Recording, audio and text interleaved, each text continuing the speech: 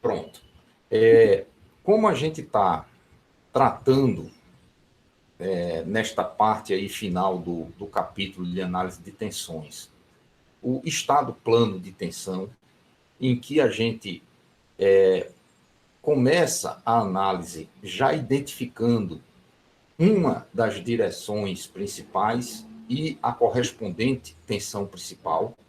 Então, se a gente amarra o nosso sistema cartesiano com as coordenadas x, y no plano correspondente aos componentes que podem ser não nulos, então, de imediato, a gente sabe que a direção z vai ser uma direção principal, pelo fato que, na face perpendicular a essa direção z, nós não temos tensão de cisalhamento.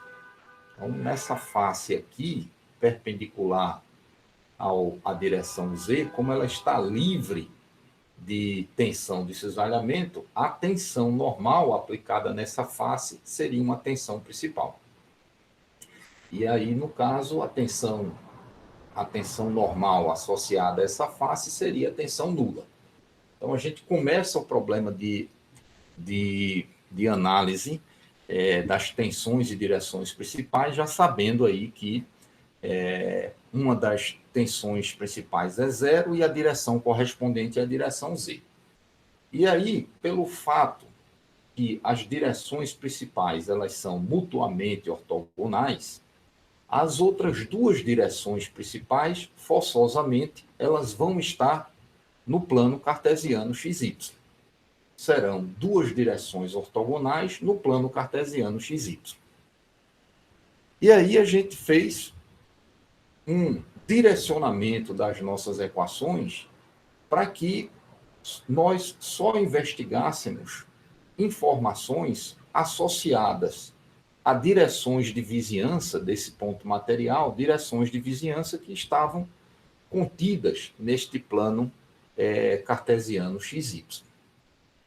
E aí a gente representou, né, de maneira aqui genérica, um plano virtual de corte, associado a uma direção de vizinhança. Então, a direção de vizinhança estaria especificada por este vetor normal n chapéu, uma direção de vizinhança que estava contido no plano cartesiano xy. De uma forma geral, né, nós tínhamos o vetor de tensão, ele agindo numa direção qualquer. Então, não necessariamente esse vetor de tensão ele precisava ser amarrado ao plano cartesiano xy, está amarrado à direção normal, a esse plano virtual de corte, ou está amarrado à direção tangencial. Então, a priori, o vetor de tensão, que é a entidade representativa dessa interação do ponto material com o vizinho numa determinada direção, ele poderia estar aqui apontando uma direção qualquer. E aí a gente a gente chegou aqui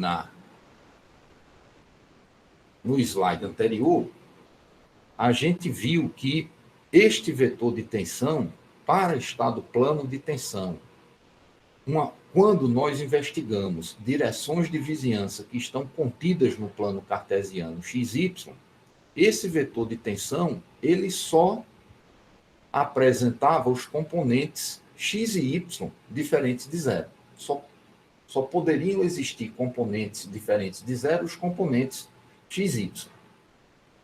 E aí, quando a gente, de posse dessa informação, a gente foi gerar os componentes normal e tangencial do vetor de tensão, componentes normal e tangencial do vetor de tensão, para o componente normal, a gente tinha associado esse componente normal àquela grandeza escalar representada pela variável sigma, que foi denominada lá de tensão normal. Desde o início, mesmo quando nós tratamos os problemas tridimensionais, esta tensão normal ela já carregava uma convenção de sinais. Ela era positiva quando estivesse o componente normal do vetor de tensão saindo do plano virtual de corte definido para esse vetor de tensão, e seria negativo se esse componente normal estivesse entrando, né, nesse plano virtual de corte. Então, desde o início, a gente tinha essa convenção para a tensão normal. Para a tensão de cisalhamento, quando nós tratamos os problemas tridimensionais, o que a gente fez foi associar a tensão de cisalhamento à norma do componente tangencial do vetor de tensão. Então, já que a tensão de cisalhamento, no caso tridimensional, estava sendo definido como a norma do vetor componente tangencial do vetor de tensão, esse escalar ele seria não negativo, ou seja, ele seria maior ou igual que zero. Então, a gente não tinha, né, nenhuma convenção apropriada para dizer, assim, atrelar o sentido de atuação dessa tensão de cisalhamento. No caso plano, de estado plano de tensão, o nosso vetor de tensão, pelo fato dele pertencer ao plano cartesiano XY, esse componente tangencial, a gente só tinha duas possibilidades para ele, duas possibilidades não nulas, né? Que seria esse componente tangencial, ele está percorrendo aqui a porção do nosso objeto estrutural no sentido aqui anti-horário. Então, como aqui está nesse desenho, né? Se eu projetar esse vetor de tensão sobre o plano de corte, ele estaria aqui para cima, que iria contornar a porção do nosso objeto estrutural no sentido anti-horário. Ou então, se esse vetor de tensão tivesse desenhado aqui para baixo, deixa eu abrir o chat para ver se alguma coisa... Tá. Ou então, se ele tivesse desenhado aqui para baixo, quando eu projetasse sobre o plano virtual de corte, ele teria esse sentido de contornar essa porção do objeto estrutural no sentido horário. Então, ou ele vai estar contornando no sentido anti-horário ou no sentido horário. E aí, como a gente tem, né, essas duas possibilidades, ou num sentido ou no outro, aí a gente se animou para atrelar a tensão de cisalhamento um sinal. Né? Ou seja, vamos definir uma convenção para o sentido dessa tensão de cisalhamento. E aí a gente amarrou que a tensão de cisalhamento em estado plano de tensão aqui, né? Nós estamos amarrando como positiva, essa tensão de cisalhamento como positiva, quando essa tensão estiver percorrendo aqui a porção do objeto estrutural analisado no sentido anti-horário. E ela vai ser negativa quando ela estiver apontando nesse sentido contrário que foi desenhado aqui, percorrendo a porção do objeto estrutural analisado no sentido horário. Então, nós estabelecemos, né, uma convenção para essa tensão de cisalhamento, da mesma forma que a gente tinha atrelado lá no início uma convenção para tensão normal. Bom, para a gente definir a tensão normal, a gente usou a ideia de que a tensão normal era a projeção do vetor de tensão, a projeção desse vetor de tensão nessa direção de vizinhança definida pelo vetor n chapéu. Então, quando a gente faz o produto escalar entre um vetor qualquer e um vetor unitário, a gente calcula a projeção. E aí essa projeção vai ser positiva, né, quando eu descer aqui com esse vetor a ser projetado na direção, né, de projeção, e eu tiver aqui no mesmo sentido desse vetor unitário. E essa projeção vai ser negativa quando, seria o caso desse vetor de tensão estar desenhado aqui para trás, quando eu projetasse, descesse na perpendicular em relação a essa direção de vizinhança, esse segmento estaria no sentido contrário ao do vetor unitário que define a direção de vizinhança. Então, a gente com essa simples operação de projetar o vetor de tensão na direção normal, nessa direção normal definida por esse vetor unitário n, a gente já carregava, né, nessa informação essa ideia da convenção que foi adotada para a tensão normal. Então, a gente se inspirou nisso e fez a mesma lógica para a tensão de cisalhamento, ou a tensão cisalhante. Só que a tensão cisalhante, ao invés de ser a projeção do vetor T nessa direção normal ao plano virtual de corte, seria nessa direção sobre o plano de corte. Então, eu precisaria colocar aqui um vetor unitário nessa direção e nesse sentido, que foi o sentido que nós definimos como positivo. Nesse sentido aqui, que foi o sentido que nós definimos como positivo. Aí deixa eu pegar aqui um desenho à parte para a gente ver de onde que surgiu aqueles componentes. Então, eu teria aqui meu plano virtual de corte, a gente tem a direção normal, definida aqui pelo vetor n chapéu, em que nós tínhamos este ângulo θ para caracterizar os componentes cartesianos desses vetores. Então, o n chapéu, a gente chegou juntos aqui na aula passada com os componentes cosseno de θ, seno de θ e zero. Agora, para a tensão de cisalhamento, a tensão cisalhante, nós precisávamos definir este vetor unitário nesta direção aqui, e neste sentido. Então, lembrando que M chapéu e N chapéu são vetores unitários perpendiculares. Muito bem.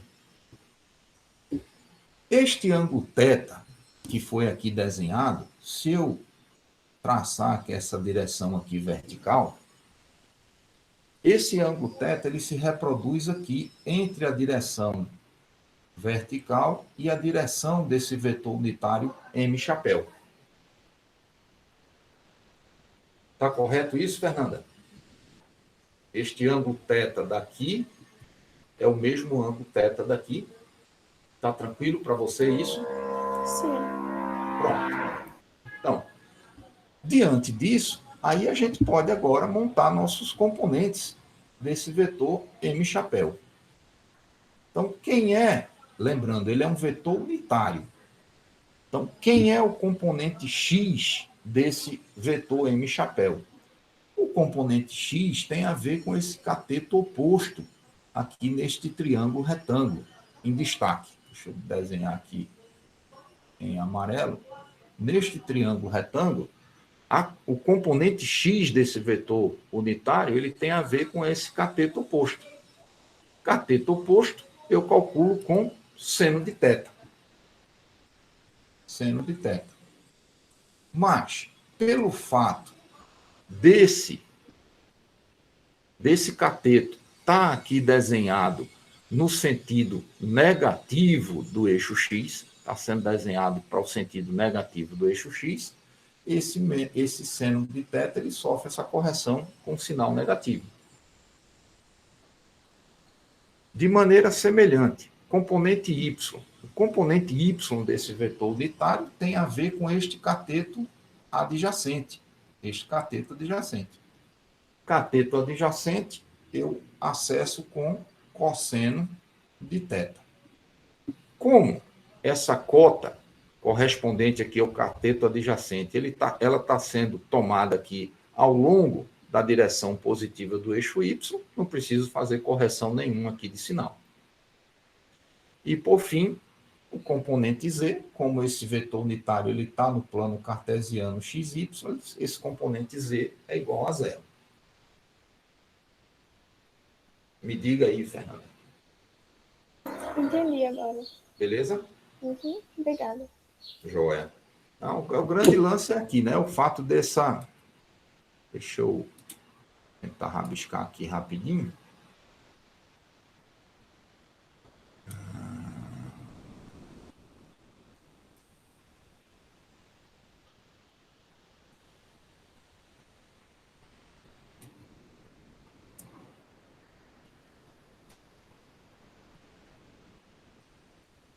Então, eu tinha originalmente aqui, né, as direções X e Y, e aí, à medida que a gente foi girando para que a direção X ela se alinhasse com a direção do N chapéu, a direção Y,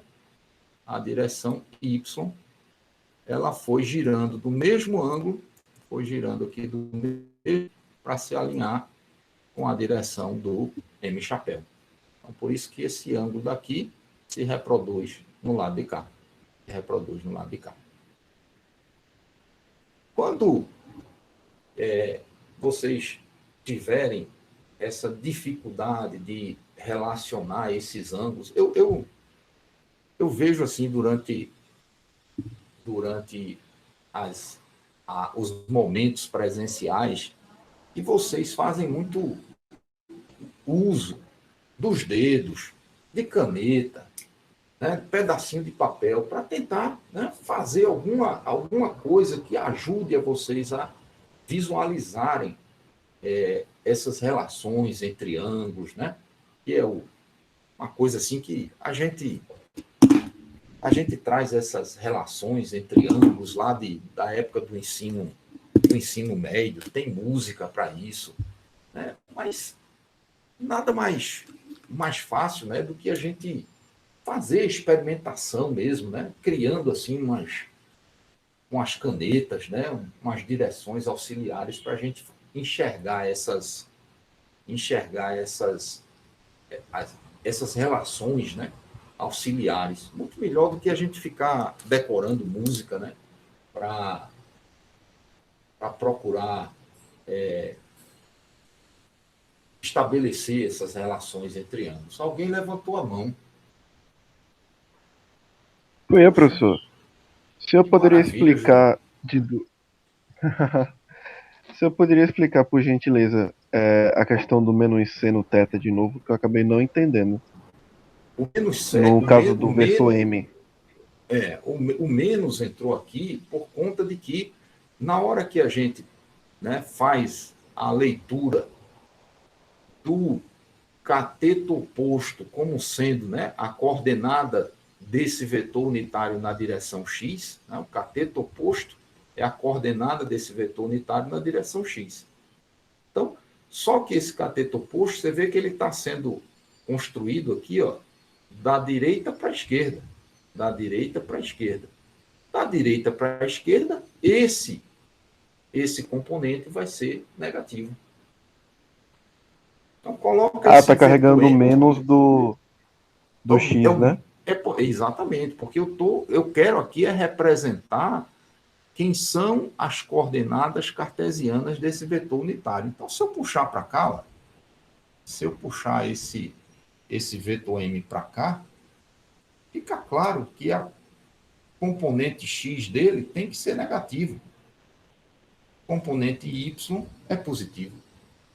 E aqui está o ângulo θ, já que ele é unitário, né, o componente x vai ser 1 vezes o seno de θ, no entanto, com sinal negativo, menos seno de θ. E o componente y, ele está aqui sendo plotado, né, no mesmo sentido positivo do eixo y, vai ser 1 vezes o cosseno de θ, que é o cateto adjacente. Maravilha, você entendi. Obrigado. Beleza, João. Fernanda, mais alguma coisa em relação a esse slide? Não, tudo certo. Maravilha. Professor, eu fiquei com dúvida só em relação a qual seria essa superfície, né, que a gente está analisando, já que a gente está analisando no plano XY. Eu fiquei sem conseguir imaginar. Assim, o resto das deduções de cada coisa eu entendi, só não consegui imaginar essa parte. Aqui porque a gente fez essa representação planificada, né, da representação gráfica do tensor de tensão, né? Então, a gente tinha essa imagem aqui. Deixa eu fazer o seguinte.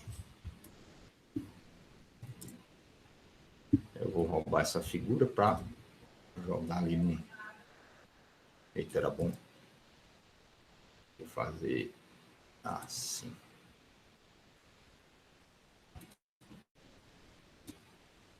A gente tinha essa representação gráfica, né, que a gente tinha colocado assim no espaço tridimensional.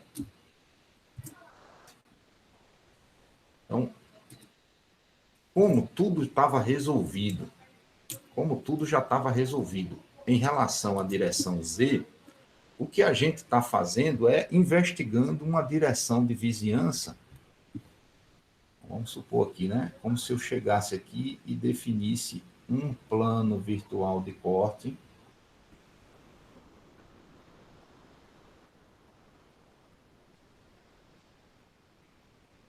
Aqui.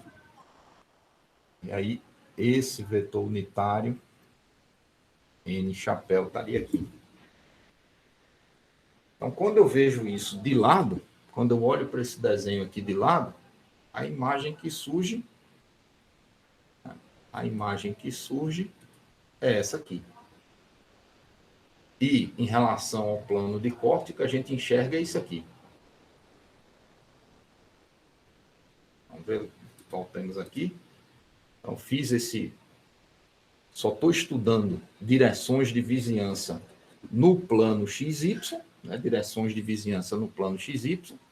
Então, este vetor N chapéu, ele está contido. Ih, caramba! Sei não como é que diz isso aqui. O N chapéu em XY. Pronto. Está contido no plano cartesiano XY. Então, para a gente não ficar gastando aí essas figuras, né, mais complexas, tridimensionais, aí a gente vai e olha para esse problema a partir deste ponto de vista aqui na direção Z. Aí, na hora que a gente faz isso, a gente enxerga, né, olhando aqui de lado, aí a gente enxerga para isso aqui assim. Olhando aqui, XY.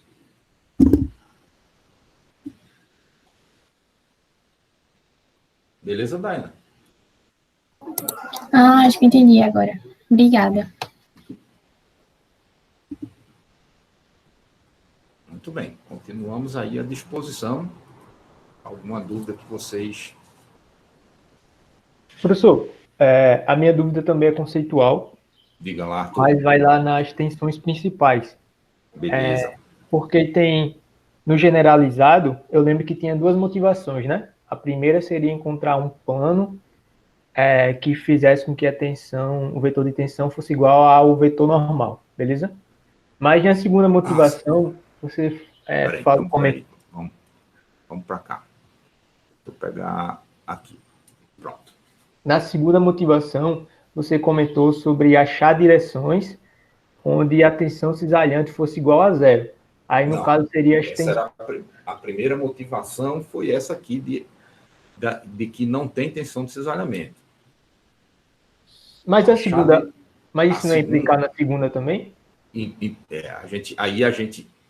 Depois a gente colocou aqui que a gente teria o mesmo problema a resolver se, ao invés de procurar direções de vizinhança para as quais não tem tensão de cisalhamento, a gente procurasse direções de vizinhança associados a valores estacionários da tensão normal. Beleza. Essa é a minha dúvida. Eu consigo entender que nos valores estacionários, os extremos, a tensão cisalhante vai ser igual a zero, né? Porque Beleza. a tensão normal está extrema. Mas no Beleza. ponto de célula, eu não consigo entender porque a tensão cisalhante fica igual a zero. Tá. No caso aqui, você teria que ter essa visão do tridimensional, né? A visão do círculo de Mohr tridimensional. A gente tem,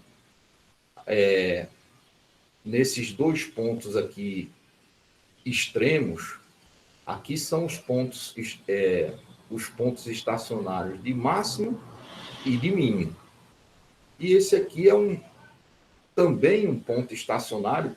Por que ele é? A gente colocou o problema como sendo encontrar valores estacionários. que a gente fez a imposição de que a derivada da expressão da tensão normal em relação a essa direção de busca, essa derivada é igual a zero.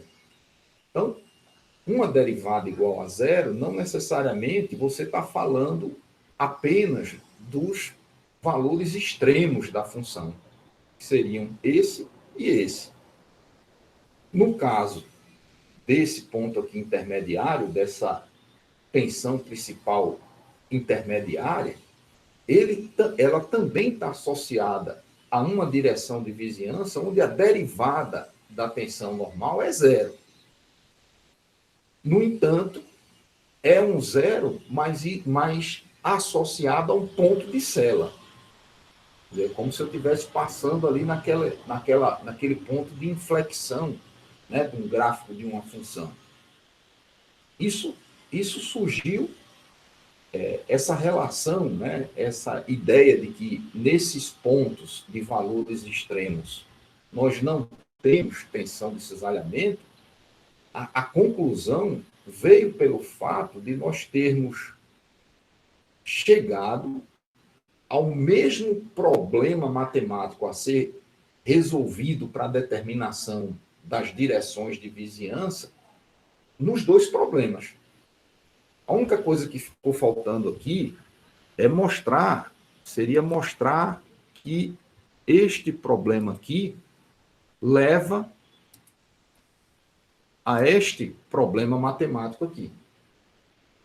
Então, na hora que eu tenho duas motivações para determinar uma determinada coisa, e, partindo dessas duas motivações, nós chegamos, né, ao mesmo problema matemático que precisa ser resolvido, então a gente conclui que aquelas duas motivações são equivalentes.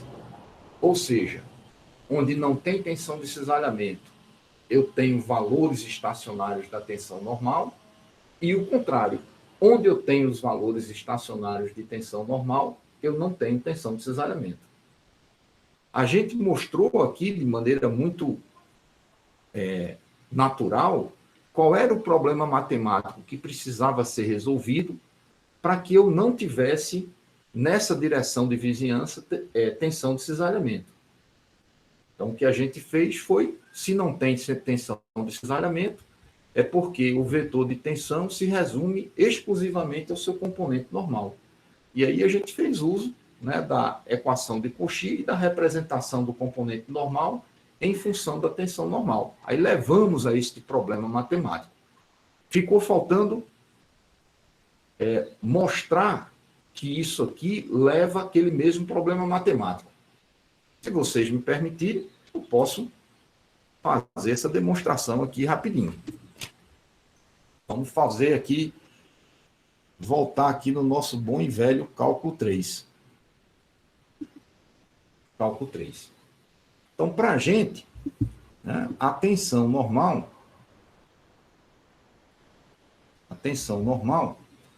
que ela é dada pelo produto N transposto sigma M. Beleza? Isso aqui foi a expressão que nós construímos entre o tensor de tensão, uma direção de vizinhança qualquer, e a tensão normal associada a essa direção de vizinhança. Então, quando eu coloquei aqui este problema motivador, determinar os valores estacionários dessa tensão normal. No primeiro momento, eu poderia me esbaforir e dizer o seguinte: eu vou derivar o sigma em relação a este vetor n, ou seja, aos seus três componentes, e vou igualar isso a zero, né? Que é a condição para encontrar valores estacionários de uma função de várias variáveis. Agora, a gente não pode esquecer aqui com n unitário. Então, nós estamos interessados em calcular valores estacionários de uma função de 3 variáveis, nx, ny, nz. No entanto, nx, ny, nz precisa atender a essa restrição de que eles formam um vetor unitário. Então, aí onde entra a ideia de achar valores estacionários de uma função com restrição. E aí, lá no traduzindo, vamos traduzir inicialmente essa condição de que n é um vetor unitário, representar isso matematicamente. Isso é dizer que n transposto n é igual a 1. Beleza, Arthur? Tranquilo. Aí o que é que a gente foi apresentado lá no cálculo 3? Quando nós estamos interessados em calcular valores estacionários de uma função de 3 variáveis, aqui no caso nx, ny, nz, sabendo que essas variáveis precisam atender a uma determinada restrição, então a gente cria aqui a função modificada, vou colocar aqui sigma estrela, que é dado pela função original. Essa aqui é a função original. E eu trago para essa função modificada a minha restrição. Aí eu vou trazer para cá a restrição, vou colocar aqui n transposto n menos 1. Quer dizer, é como se eu pegasse aqui, né, o lado direito dessa equação e jogasse aqui para o lado esquerdo. Então, ele veio menos 1. E essa restrição aqui, ela é ponderada por um determinado lambda. Que lá no cálculo 3, né, foi denominado de multiplicador de Lagrange. Se eu tivesse mais de uma restrição para as minhas variáveis, iriam aparecer vários multiplicadores de Lagrange. Então, para que eu escrevo essa função modificada, a minha função modificada, ela agora depende de n e de lambda. Então, qual é a condição de estacionariedade dessa função modificada?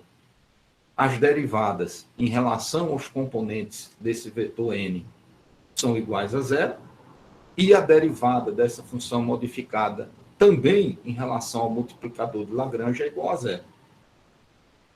Então, na hora que a gente quer a condição de estacionariedade, a derivada de sigma estrela em relação a n precisa ser igual a zero. Isso aqui, estou colocando aqui na forma de vetor, pelo fato de que eu tenho 3 componentes desse n.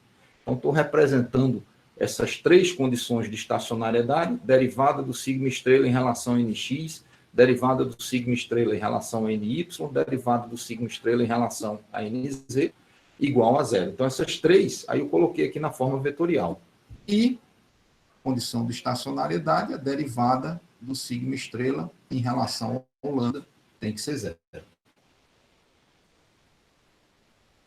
Então, quando a gente deriva sigma estrela em relação a n, essa expressão aqui em relação a n, a gente vai ter 2 vezes sigma vezes n. É como se eu tivesse aqui derivando aqui essa função. Isso aqui é uma função quadrática no n, né? Uma função quadrática no n. Se eu vou derivar em relação a n, imagina se fosse ax2, 2 vezes a vezes x. Só que eu trabalhei aqui 2 vezes o a vezes o x.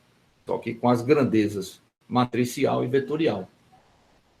E o n está aqui presente ainda nesse termo de cá.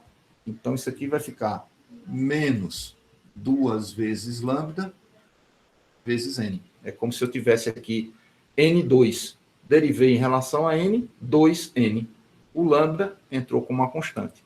Está aqui. Igual a zero de bolinha. Zero de bolinha.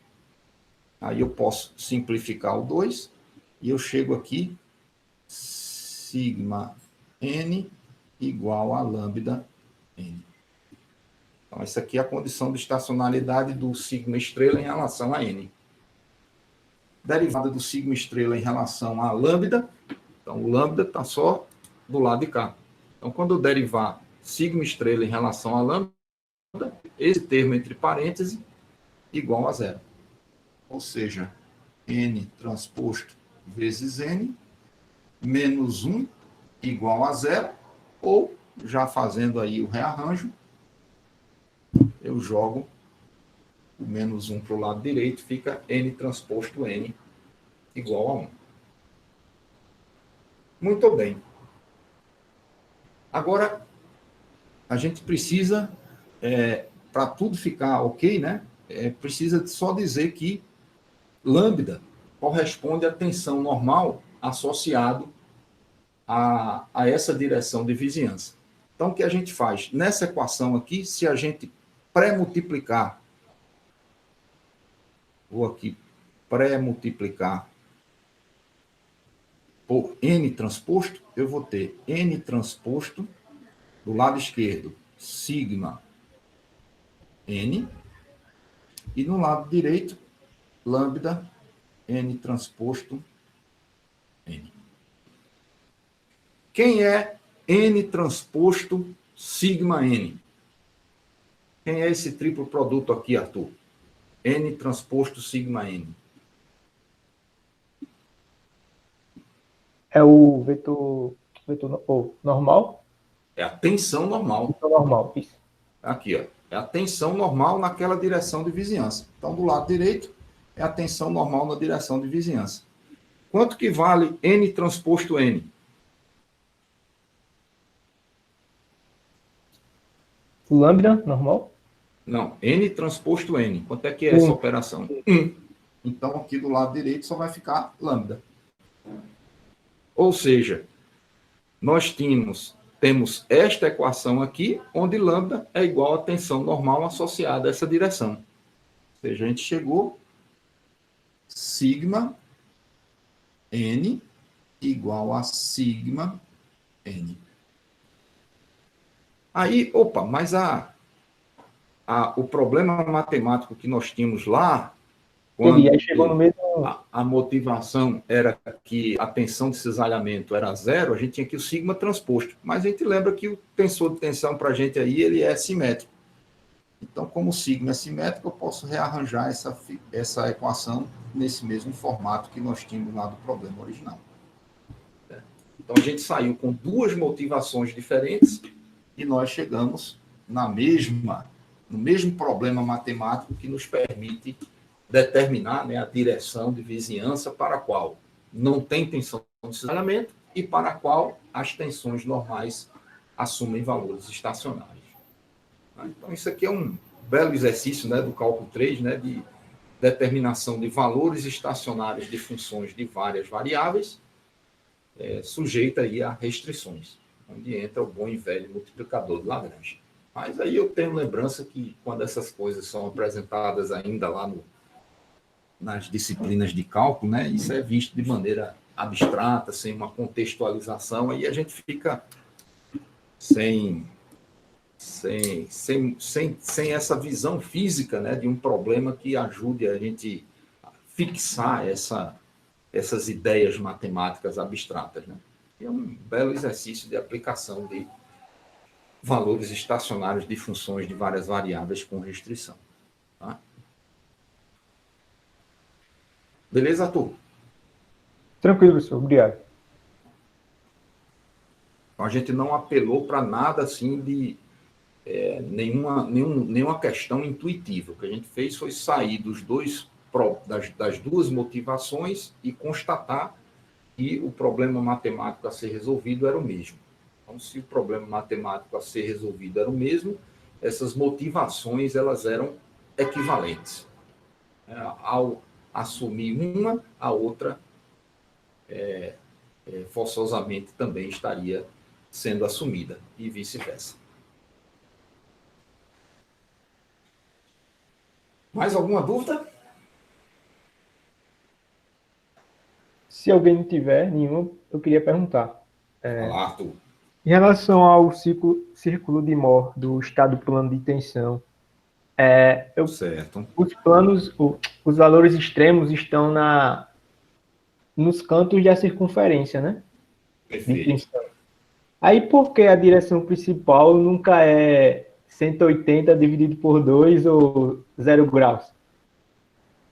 Não, a gente tem esses dois pontos de controle para traçado dessa circunferência, onde os valores de tensão normal e de tensão de cisalhamento desses dois pontos correspondem, né, a valores associados às direções x e y.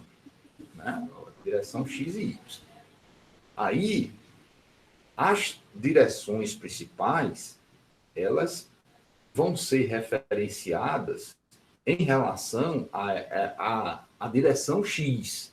Né? Então, por isso que a gente está aqui a direção x desse ponto. A gente primeiro colocou que na hora que a gente está analisando um plano inclinado, né? Girando a direção normal a esse plano inclinado de um ângulo θ no sentido anti-horário. Então, quando a gente define um plano virtual de corte em que o ângulo θ gira no sentido anti-horário, no círculo de Moore, a gente sai desse primeiro ponto de controle 2 vezes θ no sentido horário. Então, como esse ponto de controle, a depender dos valores de σxx, de σxy, ele pode estar, né, espalhado aqui no plano das tensões normais da tensão de cesariamento, cada probleminha dele vai ter o correspondente ângulo aqui que sai desse primeiro ponto de controle até chegar no ponto A. Verdade. Este ângulo aqui é o que eu vou dividir por 2 para gerar a direção, o ângulo associado à primeira direção principal. Certo, Arthur? Tranquilo, professor. E aí o que a gente tem a certeza aqui é que a segunda direção principal, aí sim, independente do que a gente fizer aqui, a segunda direção principal, ela está a 180 graus aqui no círculo de Moore, está 180 graus no sentido horário em relação à primeira direção principal. É sempre fixo aqui, 180 graus em relação à primeira direção principal associada ao ponto A. Então, se as direções principais no círculo de Moore estão defasadas de 180 graus no círculo de Moore, nas orientações dos planos associados a essas direções principais, eles vão estar sempre defasados de 90 graus. Então, a direção principal associada aqui à tensão principal do ponto B vai estar sempre a 90 graus anti-horário em relação à direção principal 1. Então, por isso que todo jogo é primeiro definir a direção principal 1 em relação à direção X e depois é só girar 90 graus e definir o plano associado à segunda direção principal. Assim como a gente também orientou vocês a definirem os planos em que nós temos os valores extremos de cisalhamento. Então, aqui no círculo de Moore, independente de onde vão estar esses pontos de controle, sigma xx, sigma xy, sigma yy, menos sigma xy, os pontos de valores extremos de cisalhamento, eles vão estar no círculo de Moore a 90 graus da direção principal 1 e a 270 graus da direção principal 1. Então, se no círculo de Moore é 90 e 270, na orientação dos planos que vem esses valores fixos, 45 e 135 graus. Então, tem aí uma responsabilidade muito grande na definição dessa direção principal 1, né? Porque a partir dela a gente está definindo a segunda direção principal e nós estamos definindo as direções normais aos planos em que contém os valores extremos da tensão de cisalhamento, né? Então, tomar cuidado, né, na hora da definição dessa direção principal. Beleza, Eu professor. gostaria de fazer assim, um exercício numérico, né, para a gente fixar essa. Isso é um algoritmo, né? A gente colocou aqui numa sequência tal, não tem muita escapatória, né? Se você for seguindo esse algoritmo, né, você vai chegar sempre a essa resposta correta, né? Então, eu queria trabalhar com vocês um problema numérico para a gente repassar, né, todos esses passos desse algoritmo. Professor, antes de fazer esse exercício, Diga uma lá. dúvida rapidinho. Diga lá, Se eu João. tiver se eu tiver um estado não plano de tensão, onde eu tenho Certo, as minhas tridimensional. componentes, isso, tridimensional, e eu quiser tirar o círculo de Mohr, eu posso simplesmente pegar esse meu estado, essa minha representação, e girar usando uma matriz rotacional de forma em que eu zere as minhas componentes cisalhantes de Z, por exemplo? É um trabalho gigante, João.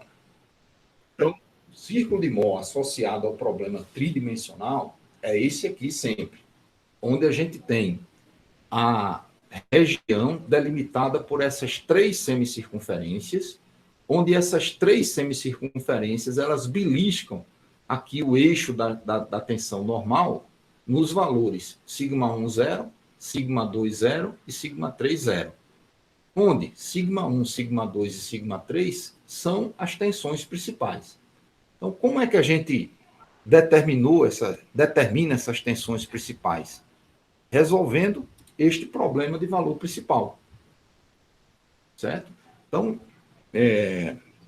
eu vou usar aqui TT para representar o tensor de tensão, porque eu não tenho como usar no MATLAB a variável sigma, né, em letra grega, né? Então, o tensor de tensão, vou botar aqui uma matriz 3x3 gerado randomicamente. Só que se eu fizer isso aqui, né, o MATLAB vai me cuspir uma matriz sem ser simétrica. Aí o que eu faço aqui, eu simetrizo a matriz somando ela com a transposta dela. Então, aqui eu estou com a matriz, de fato, representativa do tensor de tensão. Tá aqui, ó, simétrica, simétrica, simétrica. Beleza, João? Então, vamos imaginar que esse aqui é o nosso estado tridimensional de tensão, em que eu tenho as tensões normais, as direções cartesianas 1,62, 1,26 e 1,91. Tem as tensões de cisalhamento XY, XZ, YX, YZ, pronto, completo. Então, como é que eu chego às tensões e direções principais? Então, vou resolver o problema de alto valor. Vou chamar aqui no MATLAB o comando eigens. Esse comando ele retorna 2 matrizes. Umas matrizes com as direções principais e uma matriz com as tensões principais. Então, sai uma matriz, a primeira matriz, as colunas dessa matriz são vetores unitários associados às direções principais. E a segunda matriz é uma matriz diagonal, onde os elementos da diagonal compõem as tensões principais. Aí a gente vem, o MATLAB, ele não se preocupa em ordenar, né, em fazer nenhum ordenamento para a apresentação dessas tensões principais. Então, a gente tem que fazer a adaptação do problema matemático para o nosso problema físico. Então, para nós, o sigma1, que seria a tensão principal maior de todas, seria nesse problema o TP1, 35969. O sigma2, que é a tensão principal intermediária, está ali no 2,2. Para a matriz que ele cuspiu, essa aqui, o valor intermediário. Sigma2. E, por fim, o sigma3 seria a menor das tensões, estaria lá no último elemento lá da matriz TP. TP para esses valores aqui, sigma 1, sigma 2 e sigma 3. E agora, com esses três valores, a gente constrói as três circunferências que delimitam, né, o nosso círculo de Mohr. Então, deixa eu pegar aqui a sequência geral. Então, eu venho aqui no plano das tensões normais e da tensão cisalhante. O que eu vou fazer? Vou cotar aqui as três tensões principais. A gente tinha o sigma 1, 3,59. Então, venho aqui, 3,59, vamos supor. 1, 2, 3, 4, por aqui. Esse aqui seria o primeiro ponto, sigma 1, 0. A segunda tensão principal, 1,61. Então, eu venho aqui, 1,61, 1, meio, por aqui, 1,61. Sigma 2, 0. E a última tensão principal, menos 0,4. Então, venho aqui seria 1, 2, menos 0,4, mais ou menos por aqui. Aqui o sigma 3, 0. Bom, então, para cada par de valores desse, eu vou definir uma semicircunferência. Então, notem aqui na figura, né, do círculo de Mohr, eu tenho aqui sigma 1, sigma 2 e tenho uma semicircunferência passando aqui por esses dois valores. Sigma 1, sigma 3, essa outra semicircunferência, e sigma 2, sigma 3, a terceira semicircunferência. Então, como que a gente traça essa semicircunferência? Vamos lá. As semicircunferências associadas a sigma 1, sigma 2. Então, eu calculo aqui a média dos valores de sigma 1, sigma 2, a média dos valores. Então, esse valor da tensão aqui é o sigma 1 mais sigma 2 sobre 2 e a cota 0. Então, esse valor médio de sigma 1, sigma 2 vai definir a tensão normal associada ao centro daquela semicircunferência. E essa distância aqui vai corresponder, que é a metade, né?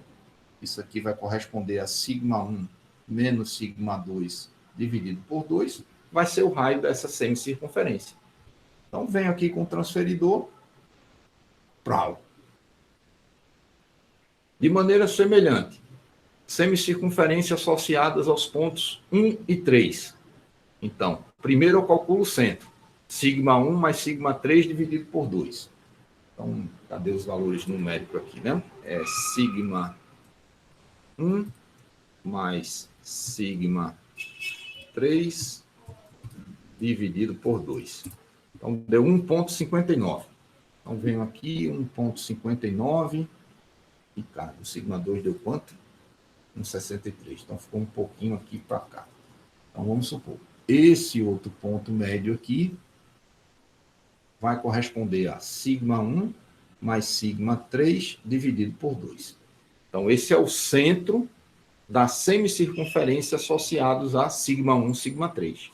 O raio dessa semicircunferência, seria essa distância aqui, corresponde a sigma 1 menos sigma 3 dividido por 2.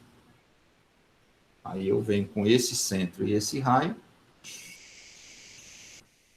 delimitei aqui a segunda semicircunferência. E, por fim, as semicircunferências associadas a sigma 2, sigma 3.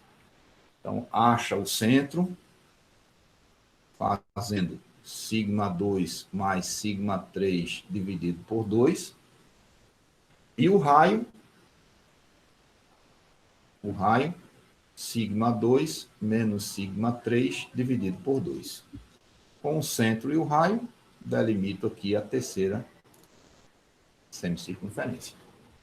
Então, definidas essas três semicircunferências, a gente tem a garantia que para aquele ponto material, para qualquer direção de vizinhança que eu queira observar, eu vou estar sempre com pares de valores de tensão normal e de tensão de cisalhamento que estão nessa região delimitada por essas 3 semicircunferências. Vamos ver, né? O que, a princípio, exigiria da gente uma investigação exaustiva, de ficar olhando para infinitas direções de vizinhança e calculando tensão normal, tensão de cesariamento, e plotando. Aqui é um processo bem sistemático. Dada a matriz representativa do tensor de tensão, calcule as tensões principais, resolvendo o problema de valor principal. Com essas tensões principais, trace essas 3 semicircunferências que delimitam essa região, que tem a certeza de que, para qualquer direção de vizinhança, você vai ter tensão normal e tensão de cesariamento dentro dessa região. Beleza, João? Beleza, professor. Consegui entender. Muito obrigado. Aquele exercício de fazer a rotação da matriz do tensor é possível, mas é um exercício mais trabalhoso, né? Porque aí vai exigir de você ficar manipulando a matriz dos autovetores, mas não vamos se apegar nisso agora, não. Tá? Essa sistemática é uma sistemática mais objetiva, né? E lembrar, né? Vocês têm calculadoras científicas que resolvem esse problema de valor principal. Vocês têm programas como o MATLAB, tem programas como o Maple, tem programas como MATCAD, tem programas como Matemática. Existem aí diversos ambientes computacionais onde este problema matemático de resolução de problema de valor principal, isso já está pronto para a gente, né? Já está pronto para a gente. Então, é fazer uso dos resultados gerados para construir a resposta do nosso problema físico, né? Do nosso problema físico. Beleza. Então, deixa eu fazer, né, aqui a revisão daquela sequência de determinação das tensões e direções principais associadas a estado plano de tensão. Né? Onde a gente criou aqui esse roteiro final, nós criamos aqui esse roteiro final direcionado para estado plano de tensão. Certo? Muito bem. Então, eu vou abrir aqui. Se é uma sequência sistemática, né? Tudo que é sequência sistemática, a gente consegue colocar isso, né, numa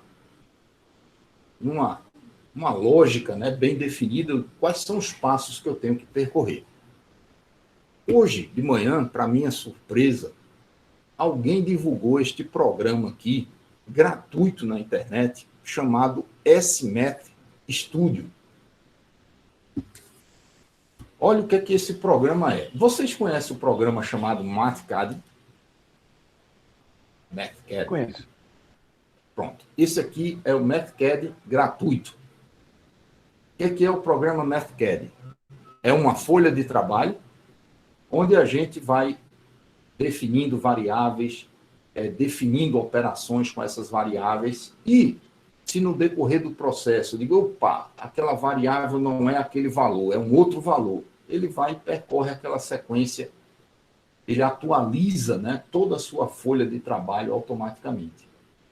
Então, é um caderno para a gente ficar resolvendo os nossos problemas com essa possibilidade de a gente redefinir valores numéricos para algumas variáveis e toda a folha de memorial de cálculo ser automaticamente atualizada. Olha o que eu fiz hoje de manhã, eu instalei esse programa e disse, deixa eu pegar aqui a sequência de estado plano de tensão.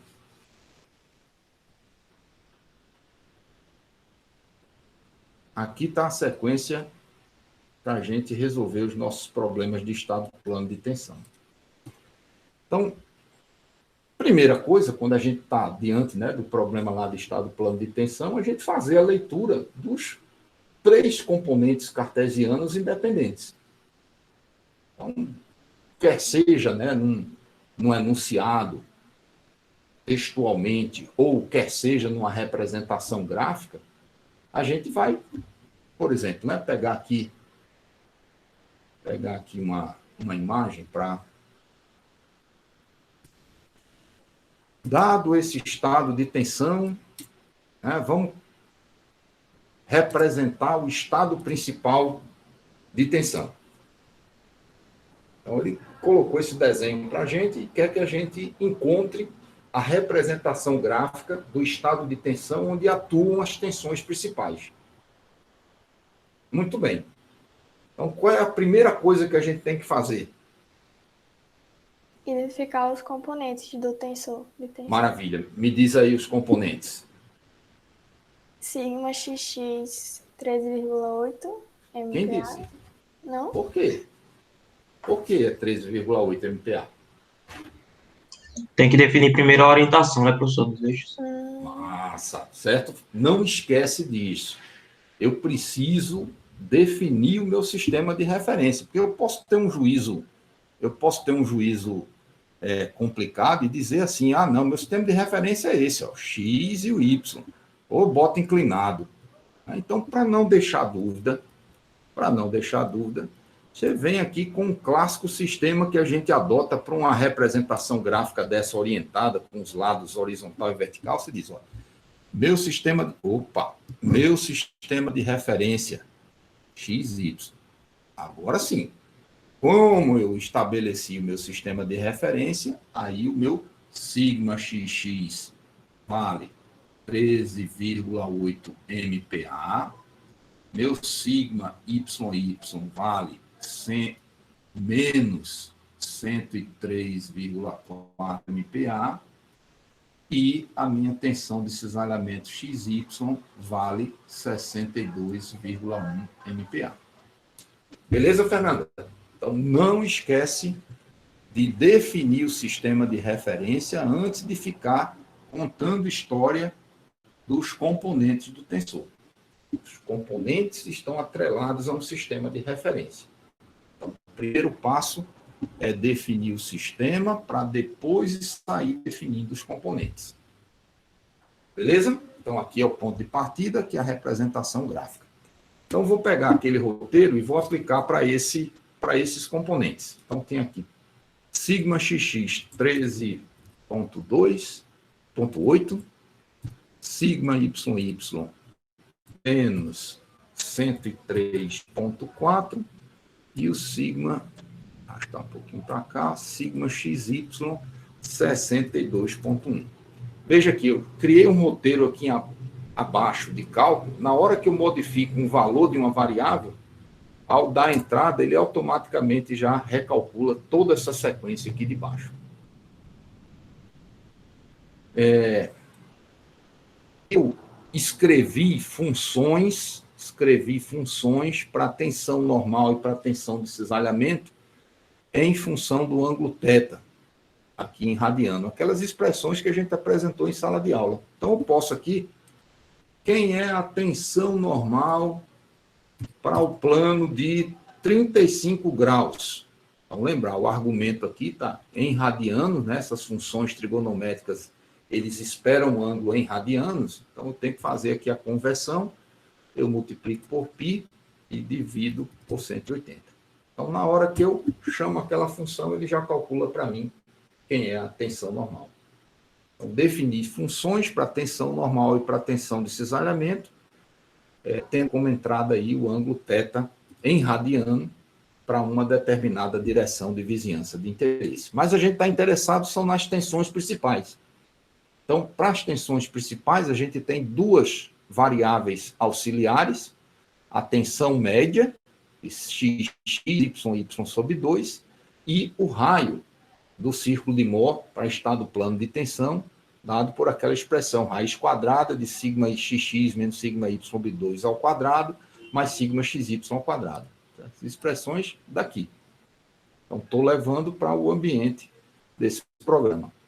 Então, ele automaticamente já tem esses valores definidos aqui em cima, ele já está cuspindo para a gente quem é a tensão média, quem é o raio do círculo de Mohr em estado plano de tensão. As tensões principais.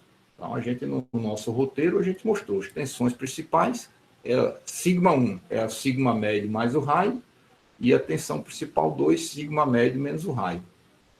Eu já coloquei aqui as expressões e ele já calculou para mim quem são as duas tensões principais no plano. 40,58 e menos 130,18. Aí vem a definição das direções principais. Então, a equação que nós tínhamos para definir as direções principais, a equação de restrição, era essa aqui.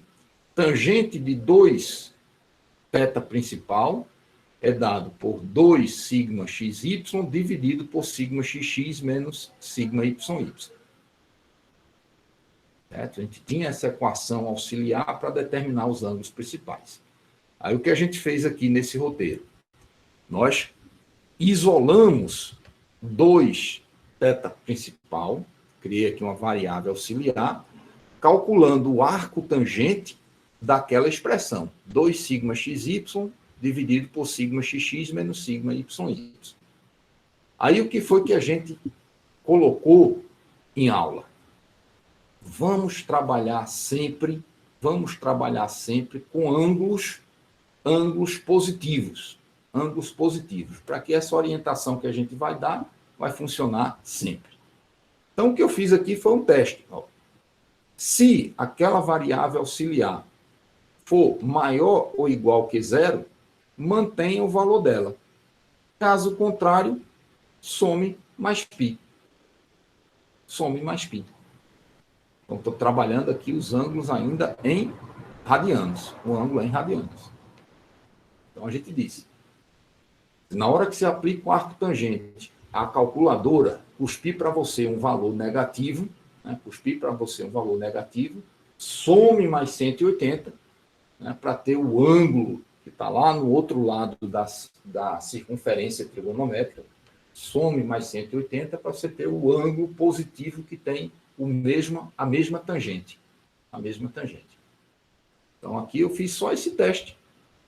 Se esse ângulo que sai aqui anteriormente, se ele é maior do que 0, assuma esse valor. Não tem nada para modificar. Caso contrário, ou seja, se esse ângulo auxiliar é negativo, você vai somar mais π. Muito bem. E agora vem a definição do ângulo principal θ1. Então, o que foi que a gente disse?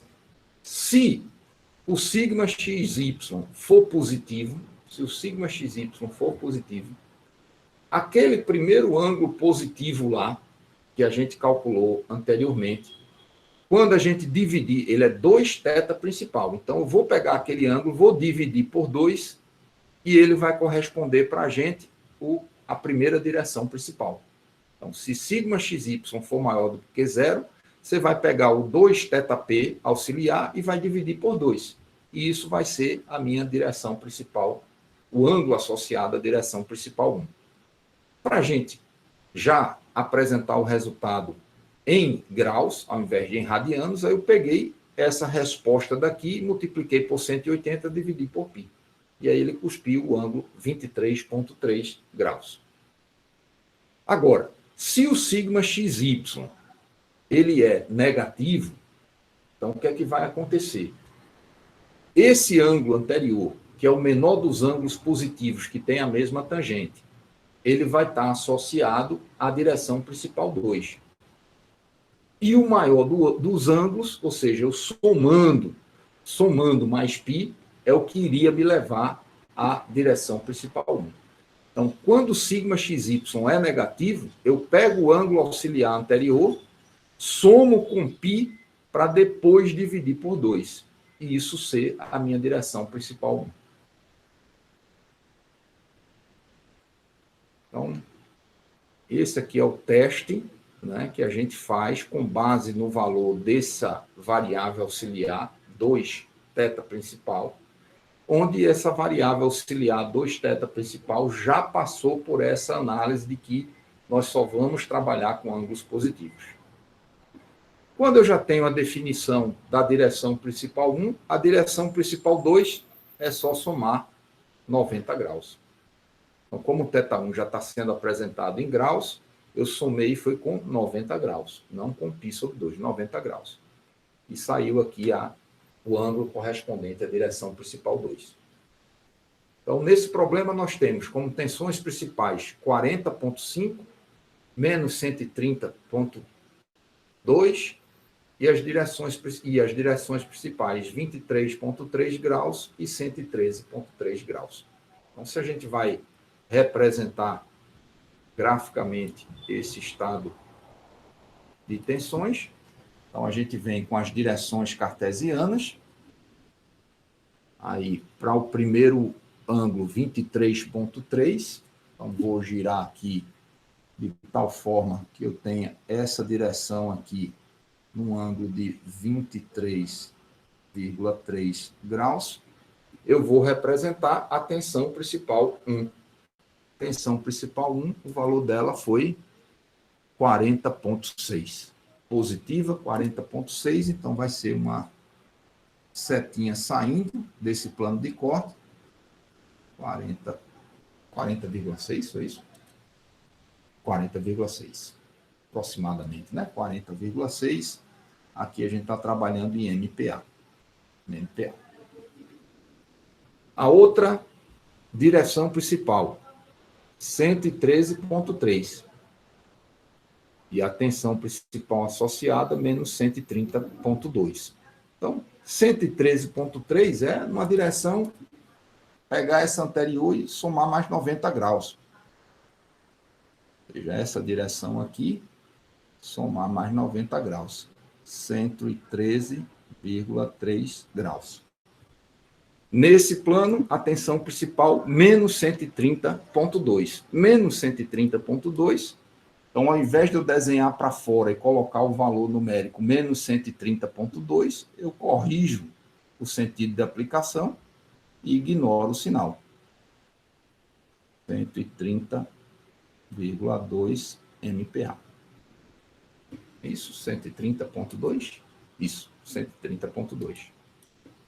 Então, desenhada aí essas duas faces, aí eu fecho o meu desenho, complemento aqui o meu desenho, fecho aqui aquele quadrado, e nas faces opostas, então, a face oposta a essa. Então, se lá eu tinha uma compressão de 130,2, nessa face oposta, também uma compressão 130,2 MPa. Então, nessa face que é oposta a essa, se nessa face eu tenho uma tração de 40,6, nessa face oposta, também a tração de 40,6 MPa. Então, esta é a representação gráfica do estado principal de tensão associado àquele problema aqui, né, em que foi representado o estado de tensão, né, com componentes normais e de cisalhamento. Beleza? Alguma dúvida? Beleza. Muito bem. Agora vem a segunda parte, né, que de representação gráfica vamos representar o estado de tensão onde aparecem os valores extremos de cisalhamento. Então, o roteiro que a gente apresentou para vocês tem como referência a direção principal 1. Então, vou resgatar aqui a direção principal 1 com um ângulo de 23,3 graus. Então, qual foi a orientação? A partir dessa direção principal 1, você vai girar 45 graus anti-horário. Então, você vai chegar aqui e vai botar aqui 45 graus anti-horário e você vai definir a direção normal à face em que aparece a mínima tensão de cisalhamento. E essa tensão de cisalhamento tem um módulo correspondente ao raio do círculo. Então, o raio do círculo de Mohr, a gente calculou aqui anteriormente, 85,4. Beleza. Mas nessa face, a 45 graus da direção principal 1, atua a mínima tensão de cisalhamento. Aqui, ó. Resgatar o círculo de Mohr. Então, cadê o gráfico aqui? No círculo de Mohr, a gente está girando 90 no sentido horário para chegar a esse ponto C, onde a gente tem a mínima tensão de cisalhamento. Se eu girei 90 no sentido horário no círculo de Mohr, a gente vai girar 45 graus anti-horário, né, para a representação gráfica desse estado de tensão. E esse ponto, a 45 graus, ele tem a mínima tensão de cisalhamento. A mínima. Então, vai ser menos R. Só que a convenção positiva da tensão de cisalhamento, ela é para cá, girando anti-horário em relação ao bloquinho. É a convenção positiva. Mas como ela é menos o R, eu posso corrigir esse sentido, colocando ela aqui para baixo e associando apenas o valor numérico do raio, que foi de 85,4. Então, essa tensão de cisalhamento, 85,4 MPa. Nessa face, voltando aqui para o círculo de Mohr, nessa face, além da tensão de cisalhamento, eu tenho uma tensão normal igual ao valor daquela tensão média auxiliar que a gente calculou. Então, para este problema, a tensão média vale menos 44,8. Então, nessa face, eu teria uma tensão normal de compressão. Então, vou desenhar ela aqui entrando na face. E a magnitude dela, 44,8 MPa. A face em que atua a mínima tensão de cisalhamento está resolvida. A face onde atua a máxima tensão de cisalhamento. Então, a partir da direção principal 1, você vai girar 135 graus. Então, aqui é dessa direção principal 1 para cá, 135 graus. E nessa face vai atuar a tensão principal, tensão de cisalhamento igual ao raio, positiva, igual ao raio.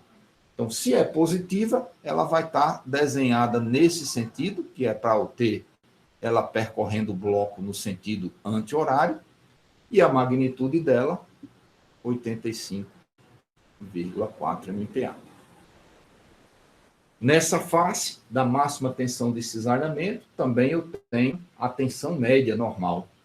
A tensão média normal foi de menos 44,8. Então, a gente coloca ela comprimindo e esquece o sinal. 44,8 MPa. E aí a gente faz o fechamento dessa representação gráfica desenhando o que acontece nas faces opostas. Então, essa face de cá é oposta a essa de cá.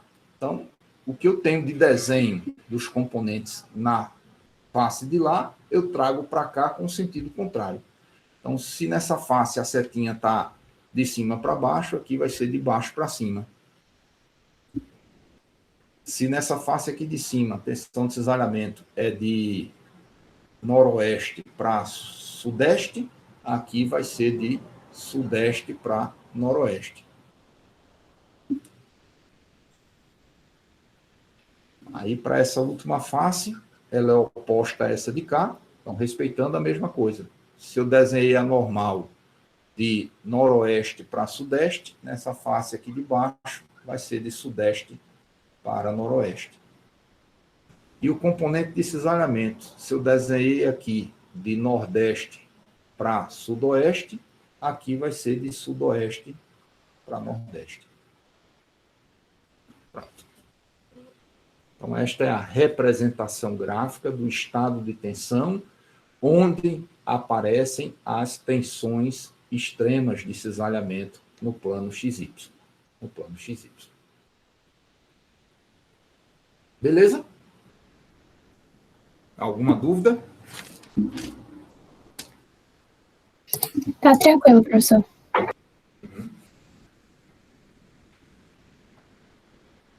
Bom, a gente aproveitando, né, a questão da representação do círculo de Mohr, né? Por exemplo, resgatando aqui essa imagem que a gente construiu para o estado tridimensional aí de tensões. Né? Então, quando a gente vai tratar de círculo de Mohr, quando vai tratar de critério de resistência nesse plano da tensão normal e da tensão do cisalhamento, então não esquece, eu tenho que ter a visão do círculo de Mohr tridimensional. Então, mesmo se eu estou diante de um problema em estado plano de tensão, eu tenho que fazer a representação não da circunferência, mas dessa região delimitada pelas 3 semicircunferências. Então, se é estado plano de tensão, eu sei que uma das tensões principais vale 0. As outras 2 eu vou calcular com aquela sequência que nós apresentamos aí anteriormente. E aí eu faço o desenho, né, do círculo de Mohr tridimensional. E a partir dele é que eu vou confrontar com a curva, né, a curva de referência da tensão admissível para o material, né, a depender do critério que a gente esteja utilizando. Né? Vocês já descobriram qual é quem estava na aula de sexta-feira lá com a Carol? Vocês já descobriram qual era o critério do Nobre, não? Alguém estava lá na aula de sexta-feira com a Carol, daqui, presente? O critério do Nobre caiu na minha prova. Caiu na tua prova, não foi, João? Beleza. Vamos desmitificar o critério do Nobre. Então, vamos supor aqui que eu tivesse aqui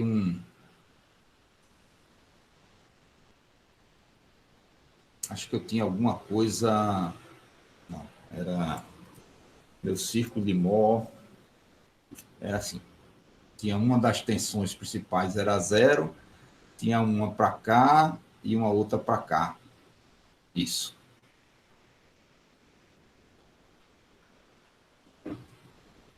E eu tinha isso aqui. E aí, o critério do Nobre era o seguinte: o material ele apresentava como curva admissível, aí tinha uma semicircunferência, era uma semicircunferência centrada num determinado ponto e de raio tanto. Então, sei lá, vamos supor, era uma semicircunferência que estava, sei lá, centrada nesse ponto e que tinha um determinado raio de referência. Aí, aqui era a curva admissível. Curva admissível.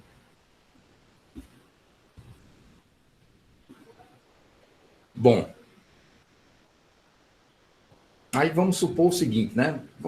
Para ilustrar aqui, né? Vamos supor que essa tensão associada ao centro da curva admissível, sei lá, fosse 10. E o raio dessa semicircunferência aqui fosse 15. Então, consequentemente, esse ponto aqui seria 25 e esse ponto de cá seria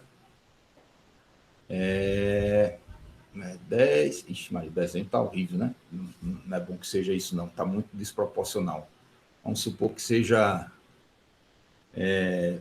25. Aí aqui vai ficar 35. E aqui vai ficar menos 15. Aí que eu tinha lá no problema, sei lá, a tensão principal 1, ele tinha lá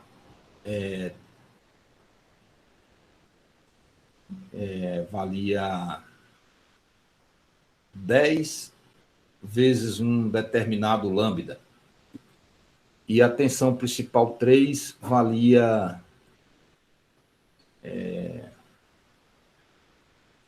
era 2 vezes lambda. 2 vezes lambda. Aí eu queria descobrir quem era o lambda máximo. É que a gente foge na hora que a gente representa aí o círculo de Mohr representa a curva admissível do material. Agora é um exercício de geometria.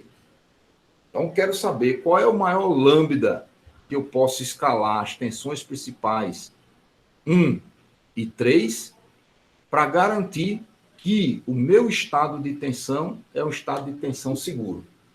Estado de tensão seguro. Então, entra aí um problema de geometria, né?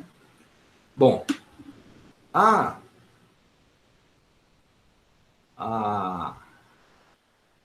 primeira semicircunferência que tem a chance de tocar a curva admissível é a semicircunferência delimitada aqui pelas tensões principais 1 e 3. É a semicircunferência que está mais acima. Então, ela que vai ser, na medida que eu vou aumentando aqui o lambda, esse ponto vai caminhando aqui para a direita, né, na hora que é negativo, né, que tem que ser negativo, menos 2 vezes lambda. Na hora que o lambda vai crescendo, isso aqui vai caminhando para a esquerda. Então, vai ter bronca na hora que essa semicircunferência primeiro tocar essa curva admissível. Quer dizer, na realidade, é o valor máximo de lambda que eu consigo aplicar nessa estrutura de forma segura é o lambda que vai fazer com que esta semicircunferência aqui toque essa semicircunferência correspondente aí à curva admissível. Aí vem os detalhes de eu ter aí duas semicircunferências não concêntricas, e aí eu vou em busca aí das possibilidades para saber onde que pode haver o primeiro contato entre essas duas semicircunferências. Então, ou essa semicircunferência vai tocar a de fora nesse ponto, ou ela vai tocar nesse ponto de cá. Então, não tem outra possibilidade geométrica para que essa semicircunferência maior, definida aqui por σ1, σ3, toque nessa circunferência correspondente à curva admissível. Ou ela vai primeiro tocar aqui, ou ela primeiro vai tocar aqui. Então, aí é da questão geométrica. Não tem mais nada a ver com a física do problema. Então, na hora que você identifica que é possível ou ela tocar a curva admissível com o σ1, ou tocar na curva admissível com σ3, o problema está encaminhado. Então, para que o σ1 toque a curva admissível, isso vai acontecer quando 10 lambda for igual a 35, ou seja, quando o lambda for igual a 3,5. E na outra situação, para o σ3 tocar a curva admissível, é quando menos 2 lambda for igual a menos 15, ou seja, lambda igual a 7,5. Aí, diante desses dois valores, qual é o maior lambda que eu posso aplicar nesse estado de tensão para que esse estado de tensão seja um estado seguro? Qual é o lambda máximo que eu posso utilizar? 3,5. 3,5. Né? Porque com 3,5 a gente vai ter o σ1 tocando nessa curva. Certo? Isso é uma casquinha de banana, né? Que a gente diz, opa, tem 3,5 e tem 7,5. Como ele quer o maior, ele vai pegar o 7,5. Não. Porque se você colocar o 7,5, antes de você chegar nesse 7,5, você já teria o círculo de Mohr ultrapassando a curva admissível do material. Certo? Ô, professor, e a tensão simpática ali não cresce não também, a partir do momento que eu aumento o lambda? Ela cresce, mas aí não tem jeito dela tocar pelo fato da gente estar com essa circunferência menor aí, os dois centros delas estão no eixo das tensões normais.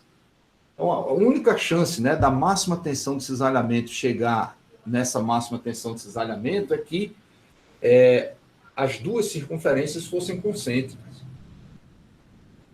quando as duas circunferências, se elas fossem concêntricas, na realidade, toda a circunferência do estado de tensão ia tocar na curva admissível do material. É uma questão de geometria, né? O que a gente pode fazer aqui para visualizar isso? Deixa eu ver aqui onde é que eu posso mostrar isso para vocês. Bom, deixa eu ver aqui, abrir o Maple para mostrar para vocês. Porque a minha dúvida é, se chegar no 3,5 e tocar lá em cima, aí também não pode, né? Não pode, mas ele jamais... A única chance de tocar lá em cima era se tocasse na circunferência como um todo. Eu vou usar aqui o Maple para ajudar nessa... Eu vou definir aqui o sigma admissível médio. Vou colocar aqui um valor... Eu coloquei, atribuir aqui um valor no desenho, deixa eu ver. Botei 10. O raio admissível, a gente colocou 25.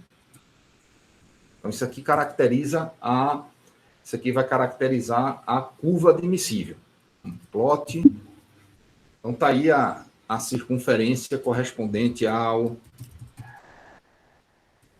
curva admissível. Então, ela tem centro na tensão normal de 10, estaria aqui, e o raio de 25. Então, ela vem até de 10 mais 25, vem até 35, e vem aqui para trás em menos 15. Beleza. Então, vou chamar isso aqui da curva admissível. Agora, a gente vai plotar a nossa semicircunferência maior associadas a sigma 1, sigma 3. Vou dizer que meu sigma 1 vale, a gente disse que valia 10 vezes lambda, 10 vezes lambda, 10 vezes lambda, e o sigma 3 menos 2 vezes lambda.